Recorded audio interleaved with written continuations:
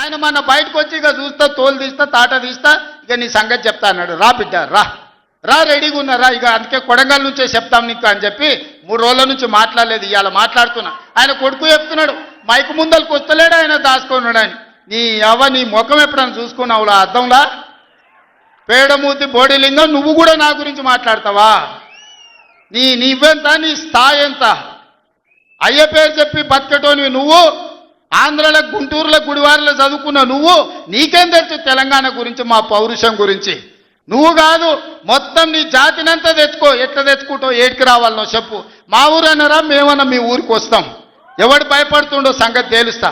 వెనకటికోసారి చెప్పిన గిట్లనే గజ్వేల్కి వచ్చి చూడు అని చెప్పిన, గజ్వేల్కి వస్తా బిడ్డ, నీ నెత్తి మీద కాలు పెట్టి తొక్కుతా అని. గజ్వేల్కి లక్షలాది మంది కార్యకర్తలతో పోయినాం, కాలు మీద పెట్టి తొక్కితే పాతాళానికి పోయిన మళ్ళీ ఇప్పటి వరకు తేలలేదు. నీ సొంత చెల్లెలకే సమాధానం చెప్పలోనే ఆయన నాకు సవాలు ఇసురుతున్నాడు. ఈ అవ్వ లాగులో తొండలిచ్చి కొత్త బిడ్డ నేను అనుకుంటున్నావేమో. నా సంగతి ఇంకా తెలియదు. మీ నాయనని అడిగి ఇంటికి పోయి చెప్తాడు. అమెరికాలో బాత్రూమ్లు అడిగినట్టు అనుకుంటున్నావు, నాతో మాట్లాడు అంటే, నేనేదో మార్చుకుంటుండే పోని అవలో పోరోడి గాలికి తిరిగేటోడి గాలిగాంతో నాకెందుకని. ఇవన్నీ వేషాలు.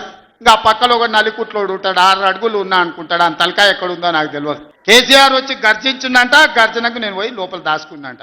ఇక కేసీఆర్ గర్జనలు గర్జించినట్టు లేవురా నాయన. మన గాడిదలు ఏం చేస్తావా, ఒండ్ర పెడతాయా? ఏమంటారు గాడిదలను? మీ గాండ్రింపులకు, మీ బెదిరింపులకు, ఉడత ఊపులకు భయపడ్డోడు ఎవరు లేడు బిడ్డ. ఈడ దుక్కి దున్నిన చేతులు ఉన్నాయి. మీరేదో తోలు తీస్తా అంటే తీపించుకోనికే లేము. ఈ కండలు కరిగినాయి, మిగిలిందే తోలు. ఫస్ట్ నీ తోలు సంగతి చూసుకో. కూట్లే రాయి తీయలేనోడు ఎట్లా రాయి తీస్తాను బయలుదేరినట. నెలకు 2.5 ఇయనికి ముఖం లేదు.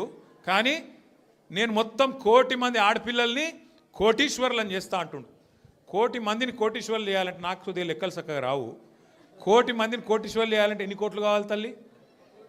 1 కోటి కావాలి. మరి మన బడ్జెట్ ఎంత? 3 లక్షల కోట్లు. ఎన్ని రోజులు కావాలి మరి? మీరు నేను బతుకుంటామా? 1 కోటి మంది కోటీశ్వర్లు కావాలంటే గింత లంగ మాటలు, గింత దొంగ మాటలు. పెద్ద పెద్ద గొంతేసుకొని వరుతున్నాడు. నిన్న మొన్న మీరు చూసారు. నాకు నిజంగా ఒకటి అర్థం కావట్లేదు. ఇప్పుడు ఎవరన్నా నువ్వు ఎక్కడికి వెళ్ళి వచ్చినావు, అసలు నువ్వు ఎక్కడికి వెళ్ళి మొదలైంది నీ ప్రయాణం? రోడ్ల మీద అయినా పెయింటింగ్లు వేసుకుంటుండే పాపం రేవంత్ రెడ్డి గారు. మంచిదే, తప్పేం లేదు. చిన్న స్థాయికి వెళ్ళి పెద్ద స్థాయికి ఎవరైనా రావాల జీవితంలో, తప్పులేదు. కానీ మంచి పనులు చేసి రావాలి. లంగ పనులు చేసి, దొంగ పనులు చేసి, బ్యాగులు మోసి, సంచులు మోసి, దొరికిపోయి జైలుకు పోయి, మళ్ళీ అదేదో పెద్ద గొప్ప విషయం అన్నట్టు మళ్ళీ దానికి పోజులు కొట్టుకుంటా. సరే, నీ కిస్మత్ బాగుంది, పేమెంట్ కోటాల ఢిల్లీలో పైసలు ఇచ్చినావు, ముఖ్యమంత్రి పదవి తెచ్చుకున్నావు, అందరికి ఎరికేది.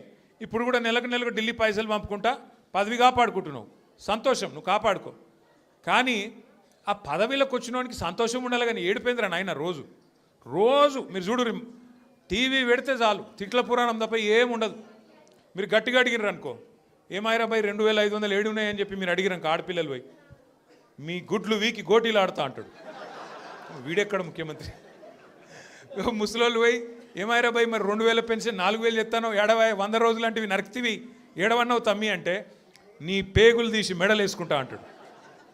అట్లాగే మన విద్యార్థులు పోయి ఏమాయా మరి 2 లక్షల ఉద్యోగాలు అన్నావు, ఏం సంగతి అంటే నీ లాగుల తొండలు ఇడిచి పెడతా. వీడేం ముఖ్యమంత్రి, వీందేం భాష, నాకు అర్థమే కాదు. అరే 2 ఏళ్ళకి వెళ్ళి ఏం చేసినవారు అయ్యా నువ్వు అంటే, లాగుల తొండలు ఇడుస్తా, మెడల బేగులు వేసుకుంటా, గుడ్లు వీకి గోటీలాడతా, నీ అమ్మ నీ అయ్యా గీదా భాష. మాకు రాదా భాష? మాట్లాడమంటావా? హైదరాబాద్లో పెరిగినోని నేను.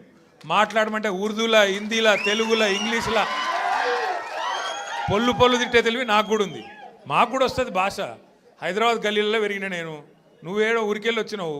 సరే రా, పర్వాలేదు, నీ అదృష్టం బాగుంది, ముఖ్యమంత్రి అయినావు, చేయి. రోజు ఏడుచుడు ఎందుకు?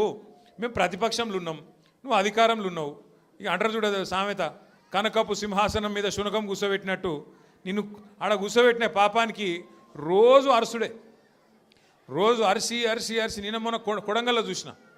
కొడంగల్లో ఆయన సర్పంచులు గెలిపించుకున్నాడంట. గెలిపించుకుంటే సంతోషంగా బువ్వ పెట్టాలి, 4 మంచి మాటలు చెప్పాలి, ఇక రాష్ట్రంలో ఉన్న పల్లెలకు ఫలానా చేస్తా, నేను ముఖ్యమంత్రి అని చెప్పాలి.